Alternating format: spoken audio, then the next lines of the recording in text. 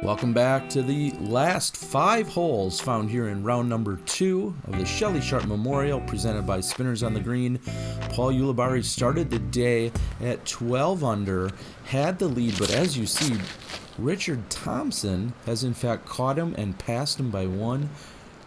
Moving on to the par 4, hole number 14 coming in at 624 feet.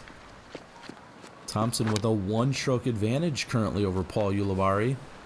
And Chris Keselhoff, your next generation winner, also the winner of the Kia just a few weeks ago over in Fountain Hills, Arizona. And a very different look to round 2 here on Saturday as opposed to what we just saw on Friday.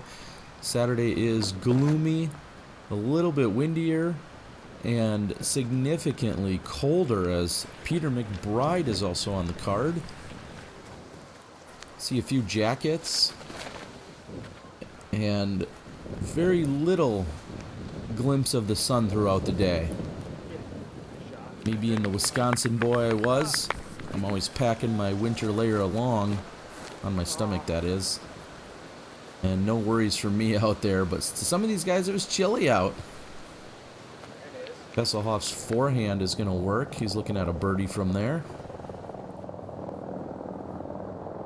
Uli able to set up for a birdie and trying to maybe take it down here with the long eagle. And another forehand. So we see 3 forehand approaches.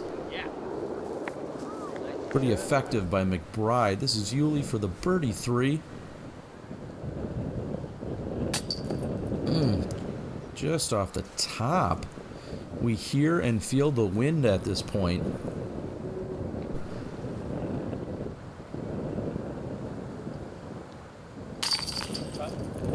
Solid birdie for Keselhoff. Chris coming from California, as is Richard Thompson. I believe also Peter McBride's roots are out of California. Peter McBride, a recent transition in sponsorship. We'll move on to hole 15.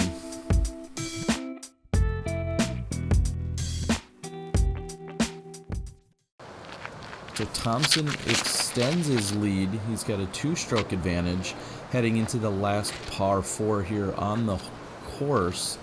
741 feet, hole 15. Keselhoff really gets over on that, and that is flirting with the OB found on that left side, and it's found it and stays out of bounds. At least you'll get all of that distance. This is McBride laying down a roller,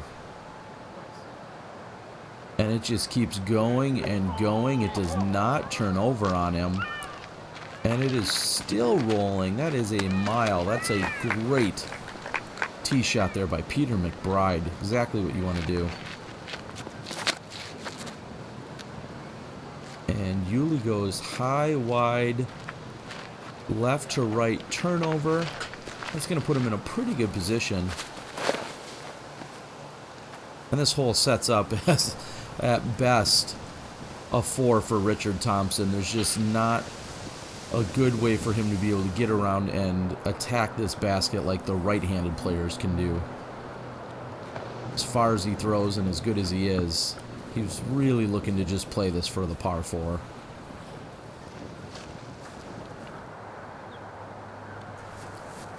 Even if Thompson were to land as far up as, we'll say, Paul or McBride, it's going to be really tough for him to try and attack that pin.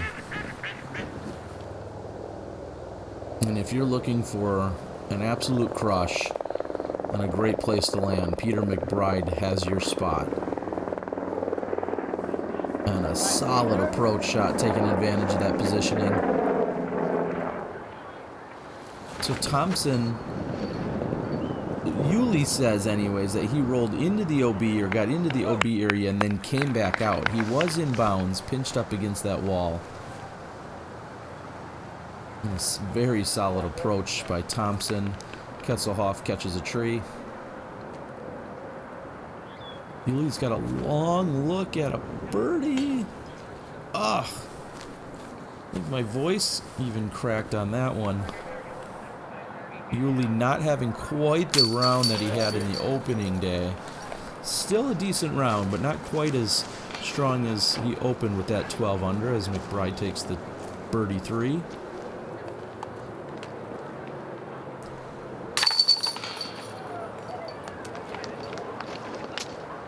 Keselhoff will tap in. Yuli's going to take the par. We're going to see a par there by Richard Thompson. Just 3 holes to play here on Saturday afternoon. Hope you're enjoying the bonus coverage at the 2018 Shelly Sharpe Memorial presented by Spinners on the Green.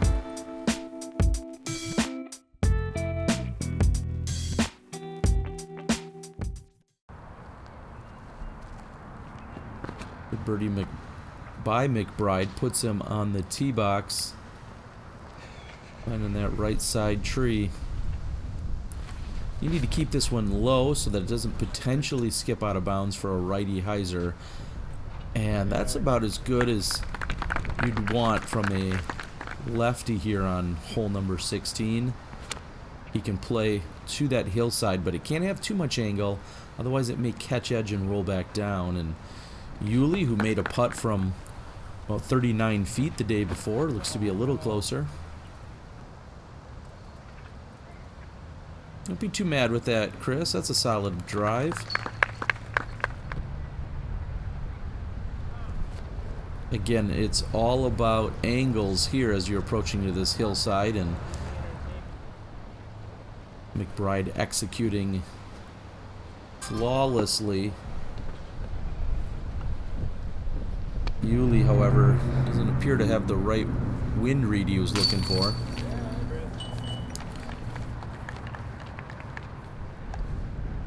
Birdie by Keselhoff.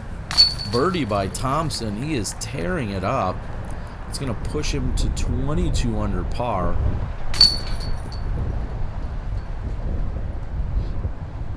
Earlier I talked about just how easy hole 17 is. You've got to make sure that you get it every single time.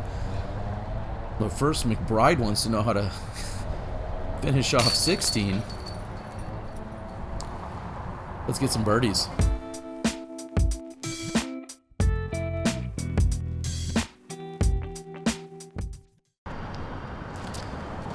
Thompson 3-stroke lead now on Paul Ulibarri. He's going to be just high of the pin.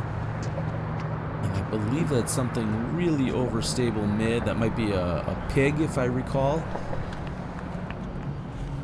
Watching Keselhoff throw the forehand. Peter, so smooth. Just about pin high. And Yuli with the forehand. Got to be careful with those angles.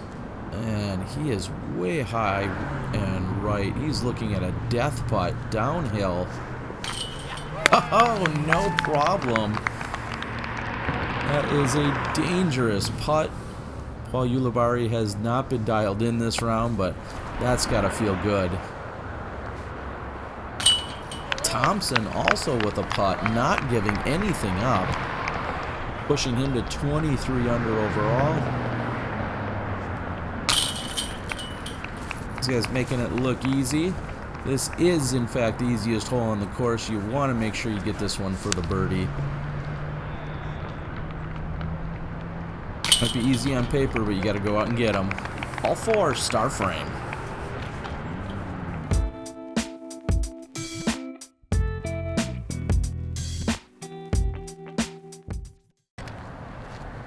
Hole 18, 375 feet. And Thompson again over the water the whole way. He's got to get just past the tree to not flirt with those limbs, but then find himself sitting down in bounds. And I cannot tell you how impressive that shot is by Thompson. And a huge skip for Keselhoff. A little clearing of the gallery on that right side. There's OB's sidewalk over there. And just a well-executed shot that needs a sit, and the green flag, thanks to one of the handful of spotters and volunteers out there. Thank you to everyone. And Uli, it looks like he's giving it a run, and he also checks up. So they're going to have some putts here. Thompson with this amazing round going. Oh, and it's just short. Thompson opened with a 10 under par, but right now he is sitting 13 under on this round. That puts him to 23 overall. That's where he'll finish. And this coverage in this weekend, the bonus coverage I'm giving you guys, all thanks Spinners on the Green, along with the PDGA, and Boyd Brown over at First Light. Boyd was beyond gracious and very hospitable this weekend. Thank you so much for the support, guys. A little extra coverage. I struggled out on the course again during my round a few hours earlier, but glad to pick up the camera. If I'm going to conquer Vista, it's going to be with a camera. It's definitely not going to be with a disc.